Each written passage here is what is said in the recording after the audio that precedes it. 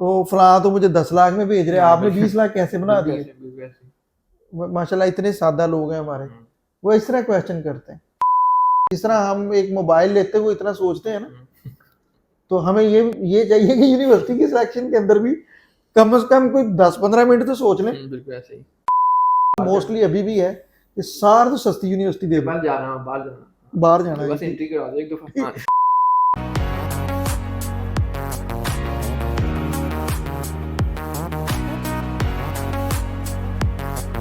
जी अस्सलाम वालेकुम, मेरा नाम मोहम्मद साइम ताहिर है और आज मेरे साथ CEO of NX consultant Mohammad Jahanzeb Zafar साहब मौजूद हैं। सर कैसे हैं आप? ठीक शुक्र है अल्हम्दुलिल्लाह। जी। आज के जो टॉपिक्स हैं उसमें ये है कि हम फ्रीक्वेंटली आस्क्ड क्वेश्चंस को जो है वो एड्रेस करने की कोशिश करेंगे जो स्टूडेंट्स हमसे पूछ रहे हैं। जी सर, एक इंपॉर्टेंट क्वेश्चन है रिलेटेड टू बजट के स्टूडेंट जब बजट प्लान कर रहा होता है तो उसको समझ नहीं आ रही होती कि उसको किस तरह प्लान करना है स्टडी अब्रॉड को या उसके बजट को। तो काइंडली वो एक्सप्लेन कर दें कि वो स्टूडेंट किस तरह मैनेज करता जी बिल्कुल, ये बड़ा इंपॉर्टेंट है कि स्टूडेंट को पता होना चाहिए कि मैं किस डेस्टिनेशन के लिए अप्लाई कर रहा हूँ, है। मेरी यूनिवर्सिटी कौन सी है, इसकी फ़ी क्या है। बिल्कुल ठीक अच्छा, है। अब जो फ़ी यहाँ पे आती है ना, तो यहाँ पे बहुत ज़्यादा एम्बिगुइटी क्रिएट हो जाती है, बिल्कुल ऐसे ही। ठीक है ना? सबसे पहले ये जानना ज़रूरी है कि फ़ी उसको किस-किस तरह की फ़ी का पता होना चाहिए। बिल्कुल ठीक है। एक है जी उसके फुल कोर्स की फ़ी क्या है। बिल्कुल अंडर ठीक है। ग्रेजुएट प्रोग्राम है तो उसकी टोटल कोर्स की फ़ी कितनी है, बिल्कुल स्टूडेंट को ठीक है। इल्म होना चाहिए इसका। 1 ईयर की फ़ी कितनी, बिल्कुल ठीक है। उसका इनिशियल डिपॉज़िट क्या है, ठीक वो है। जो यहाँ से दे के जा रहा है। बिल्कुल ठीक है। और ये भी इल्म होना चाहिए कि मेरी ऑन एनरोलमेंट तो कोई फ़ी नहीं। जी बिल्कुल ठीक है। अगर कंसल्टेंट उसका कोई गाइड नहीं कर रहा, पहली बात तो ये कि उन्हें गाइड ये पहले कर देना चाहिए। तो स्टूडेंट को ये खुद से पूछ लेना चाहिए, फिर उसका बजट बिल्कुल ठीक बनेगा। बिल्कुल अगर उसकी कोई बैंक स्टेटमेंट की रिक्वायरमेंट्स हैं, तो वो क्या है, उसका फार्मूला उसको पता होना चाहिए, ठीक है। अदर कॉस्ट जिनको हाँ, हम बिल्कुल ठीक है। बोलते हैं, जिसके अंदर अगर कोई मेडिकल टेस्ट है तो उसकी क्या कॉस्ट है, ठीक है। उसने एम्बेसी की कितनी फ़ी देनी है, कोई हेल्थ सरचार्ज या मेडिकल कोई चीज़ ऐसी जो है वो उसको वो तो नहीं पे करनी। तो ये आपके मेन बजट में ये चीज़ें आती हैं। फिर उस कंट्री में जाके आपकी लिविंग की क्या कास्ट होनी है, आपकी फूड के क्या एक्सपेंसेस आने हैं, ये आपको इसका भी इल्म होना चाहिए, बिल्कुल ठीक ठीक है। है। और अगर आपको आपका कंसल्टेंट नहीं बता रहा तो आप पूछ लें, वो आपको अच्छे तरीके से आपका एडवाइज़र जो है आपको गाइड कर देगा, बिल्कुल ठीक ठीक है। अब इसकी एग्जांपल क्या है? है। अब आपको जो ज़्यादातर सुनने में आता होगा ना, ये आता होगा कि सर वो फलां तो मुझे 10 लाख में भेज रहे हैं, हाँ, आपने 20 लाख कैसे बना बिल्कुल दिए? ऐसे, बिल्कुल ऐसे। माशाल्लाह इतने सादा लोग हैं हमारे, वो इस तरह क्वेश्चन करते हैं। तो भाई उसमें ये भी हो सकता है कि एक यूनिवर्सिटी है, मैं एग्जांपल दे देता हूँ। ऐसे नहीं हो सकता कि यूनिवर्सिटी की फ़ी है 1 ईयर की कोई 17-18,000 पाउंड, है ना ऐसी यूनिवर्सिटी भी बिल्कुल ऐसे, हमारे पास, बिल्कुल और ऐसे। उसका डिपॉज़िट है 2,000 पाउंड। तो क्या आप डिसीजन ले लेंगे कि 2000 पाउंड ही मैंने देना है यहाँ से? अगर तो आपने नहीं स्टडी करना या पर्पस कोई और है, वही बंदा फिर इस तरह का डिसीजन लेगा।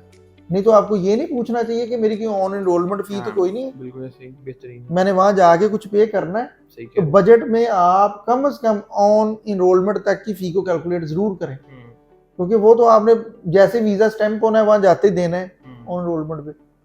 और अगर आपने वो कैलकुलेट नहीं किया होगा, बजट में नहीं होगा, तो फिर क्या करेंगे? फिर अब्बा जी को कॉल जाएगी, ठीक है जी, या कंसल्टेंट को आएगी, या कंसल्टेंट को क्या आनी है? मैं कितने साथ और थी। हाँ जी, ठीक है, वो कॉल जाएगी जी, जो एक प्लॉट पड़ा है या एक वो हमारा कोई एसेट है उसको सेल कर दें, बिल्कुल सही है, ऐसे ही। और वो इतनी जल्दी होना भी नहीं है, ठीक है। तो ये मसाइल है, आप अपने बजट को प्रॉपर एक पेज पे लिखें और एक्स्ट्रा बजटिंग करें, थोड़े से ज़्यादा रख लें पैसे, तो कभी प्रॉब्लम नहीं आएगा ना। उसके काउंसलर को आएगा कोई, ना स्टूडेंट को क्या आएगा। बेहतरीन, बिल्कुल ठीक। जी सर, एक इम्पॉर्टेंट क्वेश्चन है सिलेक्शन ऑफ यूनिवर्सिटी और प्राइवेट कॉलेज। अब इसमें स्टूडेंट हमेशा कंफ्यूज रहता है, तो what is your take on that particular issue? इस पे आप क्या राय रखते हैं? देखिए, इंस्टीट्यूट कोई भी हो ना, आप वैल्यू फॉर मनी देखें।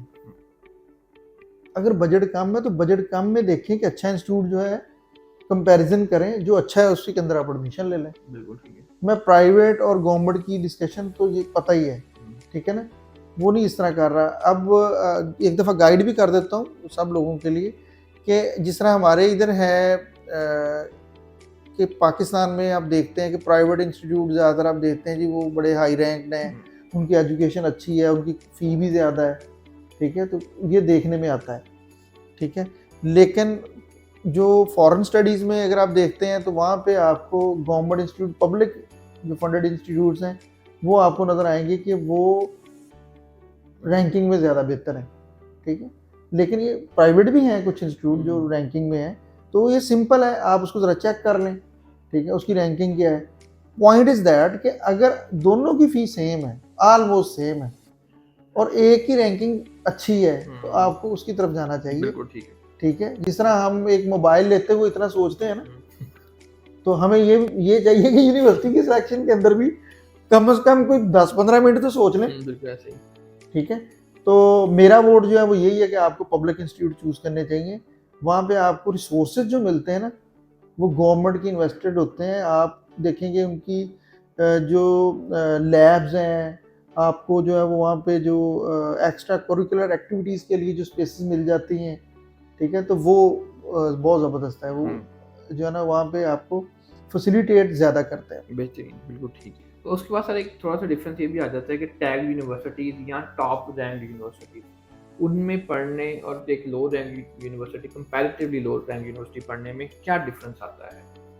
अल्लाह का शुक्र है कि अब हमारे लोगों ने ना ये भी सोचना शुरू कर दिया। नहीं तो पहले तो यही होता था कि जो कि मोस्टली अभी भी है कि सार तो सस्ती यूनिवर्सिटी दे दो, बाहर जा रहा हूँ, बाहर जाना, बाहर जाना बस है। एंट्री करा दो एक दफ़ा। हाँ।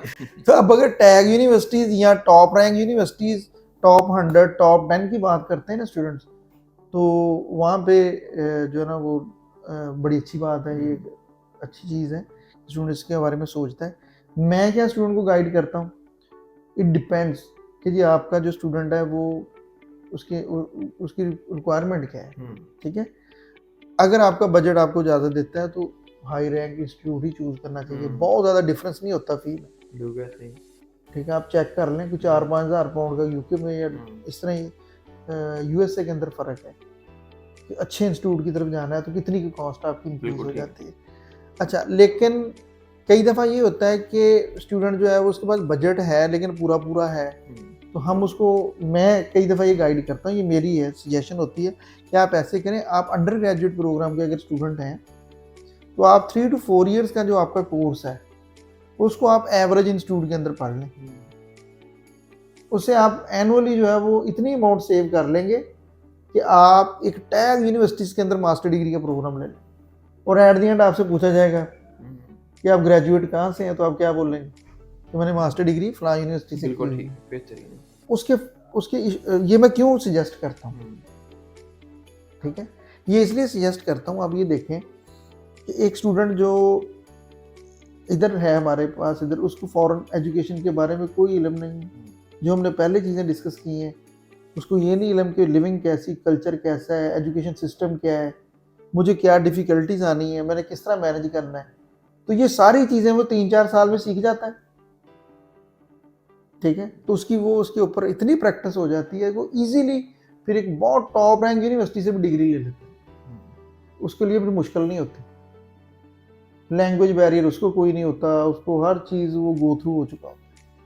अगर आप स्टार्ट में ही स्टूडेंट को देखेंगे तो मैंने कई ऐसे भी स्टूडेंट अपने देखे हैं कि जिन्होंने टॉप रैंक इंस्टीट्यूट चूज़ किए स्टार्ट में, तो वहाँ उनके फिर ग्रेड्स अच्छे नहीं आए, तो वो सिस्टम को समझते समझते वो इतना टाइम लग गया। नए एनवायरनमेंट में होम सिकनेस फील करते हैं स्टूडेंट, वो जो भी इश्यूज हमने पहले डिस्कस किए हैं।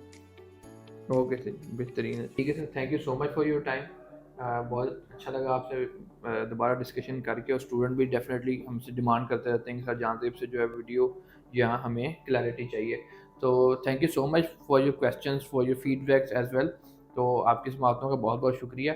इंशाल्लाह नेक्स्ट नई वीडियोस के साथ, नए टॉपिक्स के साथ आपकी खिदमत में हाजिर होंगे। तब तक के लिए अल्लाह हाफ़िज़। अल्लाह हाफिज़।